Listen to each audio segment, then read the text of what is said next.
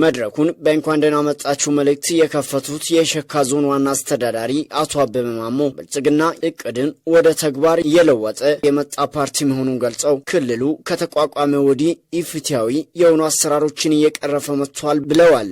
ፓርቲያችን ብልጽግና ሐሳብ በማመንጨት የሚታወቅ ሐሳብን ወደ እቅድ የሚቀይር እቅድን ደግሞ የሚተገብር በትግበራ ሂደቱ ውስጥ ደግሞ የጊዜ ሰሌዳ አስቀምጦ የሚገመግም ከዚህ ግምገማ መነሻ ጥንካሬዎችን እያጎለበተ ጉድለቶችን እያረመ ለቀጣይ እያቀደ በእቅድ ሂደቱ ውስጥ ደግሞ ነገ ውስጥ ያሉትን ምቹ ሁኔታዎች ታሳቢ በማድረግ ፈተና የማለፍ ልምድ ስላለው ስጋቶችን እንደሚሻገር እያቀደና እየሰራ የመጣ ፓርቲ ነው።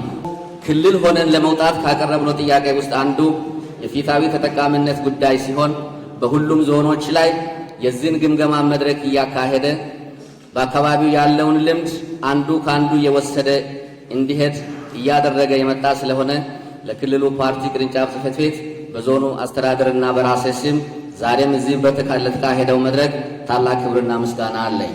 በደቡብ ምዕራብ ኢትዮጵያ ሕዝቦች ክልል የብልጽግና ፓርቲ ጽሕፈት ቤት ኃላፊና የመንግስት ዋና ተጠሪ አቶ ፍቅሬ አማን በመድረኩ ላይ እንደተናገሩት ባለፉት 9 ወራት በፓርቲው መሪነት በልማት በመልካም አስተዳደርና በፖለቲካው ዘርፍ አበረታች ውጤቶች ተመዝግበዋል ብለዋል።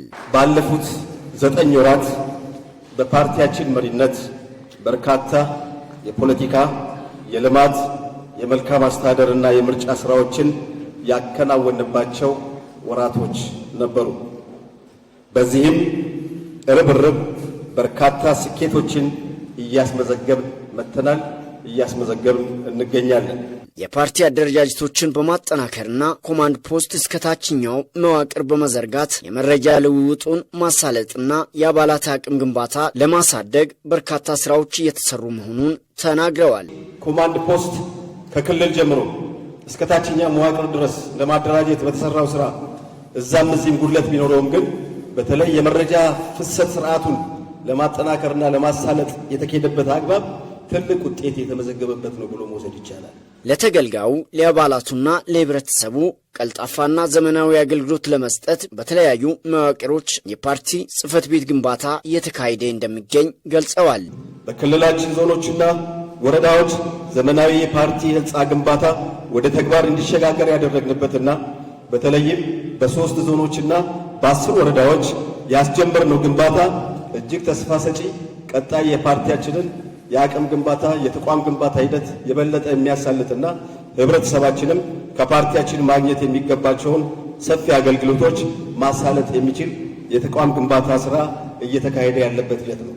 ሀገሪቱ በ2030 ሙሉ በሙሉ የዲጂታል አገልግሎት ለመስጠት በያዘችው ውጥን አገልግሎቶችን ወደ ዲጂታል በመቀየር ህብረተሰቡ ቀልጣፋ አገልግሎት እንዲያገኝ እየተሰራ መሆኑንም ተናግረዋል።